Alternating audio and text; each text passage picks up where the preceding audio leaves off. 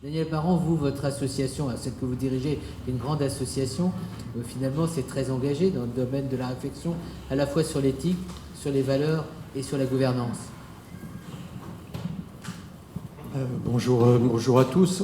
Alors, premièrement, je vais peut-être partir de ce que j'ai lu dans la charte que vous proposez.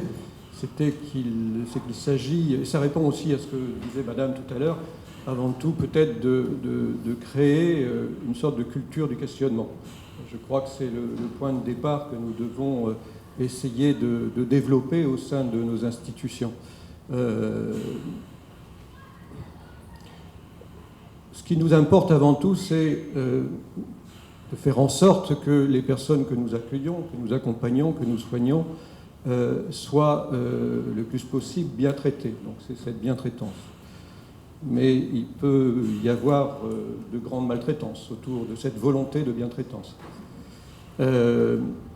Donc le questionnement est indispensable pour chacun, pour s'assurer qu'on est vraiment toujours dans cette bientraitance recherchée. Alors ce n'est pas le questionnement sur le modèle de la démarche qualité. Il y a un peu plus de, je sais pas, de 13 ans, je faisais un colloque sur la question de l'évaluation de la qualité qui ne posait pas une question essentielle, qui est la qualité de la relation. Or, il n'y a pas de soins, de bons soins, sans avant tout qualité de la relation. Donc cette qualité de la relation aux soins est bien avant tout ce que nous recherchons, mais comment faire en sorte qu'elle se développe, comment assurer qu'elle est présente dans nos établissements. C'est peut-être le premier point. L'autre point, c'est que nos institutions ont un peu tendance, je vais dire, ça ne veut rien dire ce que je vais dire, mais à institutionnaliser, c'est-à-dire à prendre, à s'enfermer dans des habitudes,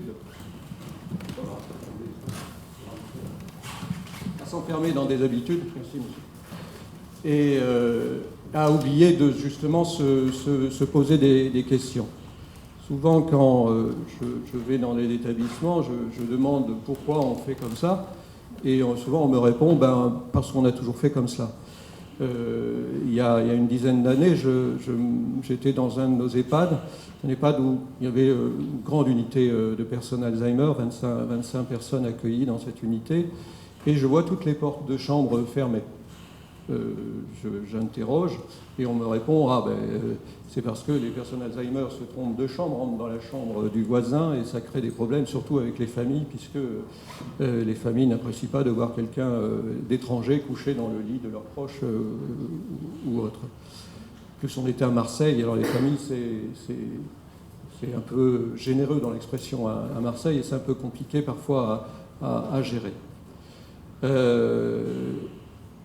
Et donc j'ai forcément posé la question, est-ce que ça ne leur posait pas question que d'empêcher une personne âgée de 80 ou de 87 ans de rentrer dans sa chambre pendant toute la journée. Les portes étaient fermées, en fait, on avait trouvé cette solution, elles étaient fermées de 10h du matin à peu près à 17h, et les personnes étaient condamnées à rester dans les lieux collectifs où, comme on a beaucoup de déambulants, à déambuler dans les couloirs. Donc effectivement, cette question du questionnement, enfin de développer le questionnement au sein de nos institutions m'a paru essentiel. Nous avons développé dans chacun de nos établissements des groupes de réflexion éthique qui sont animés par des personnes extérieures, mais qui sont les mêmes personnes pour l'ensemble de nos établissements, ce qui représente un gros travail. Et c'est ce qui est le plus intéressant, ce n'est pas qu'on apporte des réponses, des préconisations ou des avis. Ce qui est le plus intéressant, c'est justement le cheminement des personnes dans ces groupes de réflexion éthique. Donc, y participent les aides-soignantes, les ASH, tous les personnels, toutes catégories confondues. Et les thèmes récurrents sont les questions de liberté et de sécurité, les contradictions permanentes au sein de nos établissements, les questions liées au choix de la personne, aux droits des personnes, au refus de soins pour certains, au refus d'hygiène, les questions de la sexualité, donc tout ce qui concerne le choix des personnes, et des questions, et tu l'évoquais Bernadette, des questions sur le collectif, la vie en collectif, les règles institutionnelles et le besoin de liberté individuelle. Cette démarche de réflexion éthique était importante, tout comme, bien sûr, la démarche de réflexion autour de la bientraitance et de la qualité des soins ou de l'accompagnement mis en œuvre. Mais il était aussi une évidence, c'est que puisque nous demandons à nos personnels d'être avant tout dans une relation de qualité, une relation de soins de qualité qui fasse en sorte que la personne soit considérée, que la personne soit valorisée dans ses compétences. Vous évoquiez aussi ce point-là, Madame. Il y a notre fondateur, l'abbé Alexandre Glasberg, avait un mot qui est toujours fortement d'actualité pour nous et pour tout le monde, je pense, c'est tout faire pour la personne, ne rien faire à sa place, que vous évoquiez tout à l'heure. Donc, c'est bien dans cette qualité qui va valoriser, qui va considérer l'autre, respecter dans ses choix, qu'il faut inscrire nos personnels et faire en sorte qu'eux-mêmes sont bien dans cette dynamique-là, dynamique éthique dans la relation à l'autre. Mais pour être assuré d'une relation de soins, être assuré que nos personnels sont bien dans cette considération des personnes et dans le respect des personnes accueillies, il faut aussi qu'ils se sentent eux-mêmes dans cette considération. Il faut qu'ils se sentent considérés au sein d'une institution. Et donc ça nous a amené à réfléchir sur notre engagement au niveau de notre management. Alors, on n'a pas appelé ça gouvernance, la notion de gouvernance est bien plus large, et vous le développez dans votre charte, mais nous avons effectivement, non pas développé de charte éthique, parce que nous considérons que les questions doivent s'entretenir les unes les autres et que c'est nos personnels qui doivent trouver les réponses à la moins mauvaise solution. Parce qu'en général, il n'y a pas de bonne solution, c'est la moins mauvaise solution.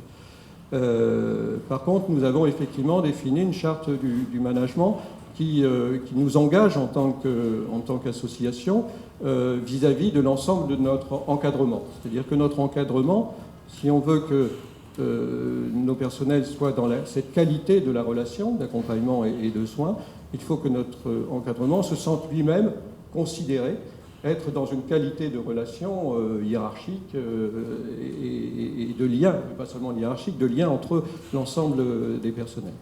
Donc on a fait reposer cette charte sur 3 grandes valeurs qui elles-mêmes s'appuient sur nos valeurs associatives, et on a décliné nos valeurs associatives à travers ces 3 grandes valeurs de management, que sont la considération de l'ensemble des personnels par les cadres, la considération de chacun des individus pouvant apporter son initiative. Tout à l'heure, vous parliez, Madame, de responsabilité, et ce point, c'est bien évidemment aller chercher la responsabilité des personnes, donc reconnaître sa capacité d'initiative et ne pas craindre forcément qu'il y ait faute, ou du moins faire en sorte que cette faute devienne exemplaire, au sens où, donc ça c'est le 3e axe qui est l'exemplarité, au sens où c'est finalement la faute ou l'erreur humaine, puisque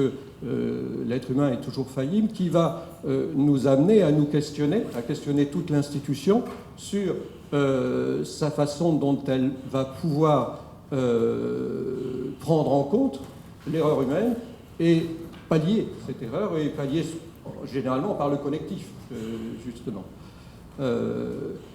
Donc considération dans laquelle il y a la responsabilisation, etc.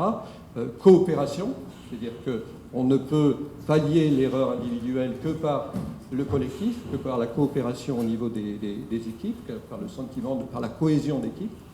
Et exemplarité, au sens où il y a bien sûr cette dimension d'exemplarité dans la gouvernance, et vous l'évoquez dans votre charte, mais aussi exemplarité de l'erreur qui va amener toute l'institution à s'améliorer et à oser répondre à certaines questions éthiques qui peuvent déranger l'institution. Voilà, je terminerai dans un premier temps là-dessus. Merci.